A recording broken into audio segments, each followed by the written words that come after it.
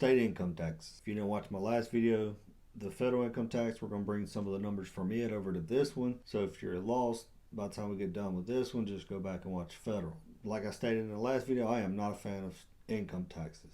You're taxing people who want to better themselves and that are contributing to society. That's just wrong. All right, we're going to go back to the last video where I got Graham Stephan in there making $2 million.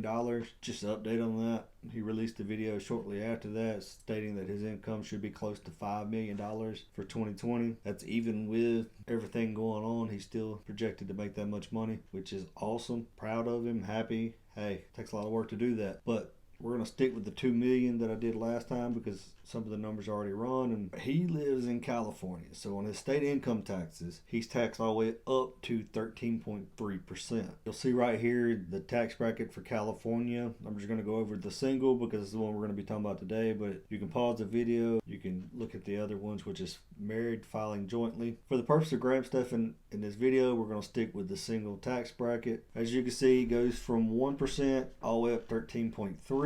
Already run the numbers, which I'm taking the $704,427 on his federal taxes from the last video, and his taxed income from, according to this bracket here, California state income taxes as I have got it figured is $240,762.68, which would bring him out to a federal and state tax bill of $945,189.68. So almost half of the $2 million goes to taxes. To me, that's just not right. He's worked for the money. He's did what he's had to do to get that money. It's not fair to him to have to pay half of his paycheck out. If it's fair for him to pay half, then everybody should have to pay half. It's not fair. I don't even like paying what I pay now because the government did not work for this money. And I know people are going to go and say, okay, Social Security, blah, blah.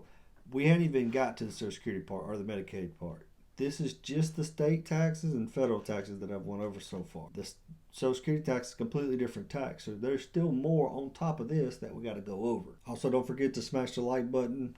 Subscribe to the channel. Let's keep it going. Comment below what you want next. In the last video, I used a Mississippi average income for household, which was $44,717. We're going to carry that over into this one. We're going to do Mississippi simply because that's where I'm at. This is straight off the Mississippi page, Department of Revenue. The first $2,000 taxable income is taxed at 0%. Then the next $3,000 is taxed at 3%, which would be, we're up to $5,000 now. Then the next $5,000 past that, which would be from $5,000 to $10,000, taxed at 4%. Anything above $10,000 is taxed at a 5% rate. That leaves with a state tax bill of $2,025.85. The lucky states to not have a state income tax is going to be Alaska, Florida, Nevada, South Dakota, Texas, Washington, and Wyoming. They do not have a tax on their income, which is great. I like not having the state income tax there, but being that I've went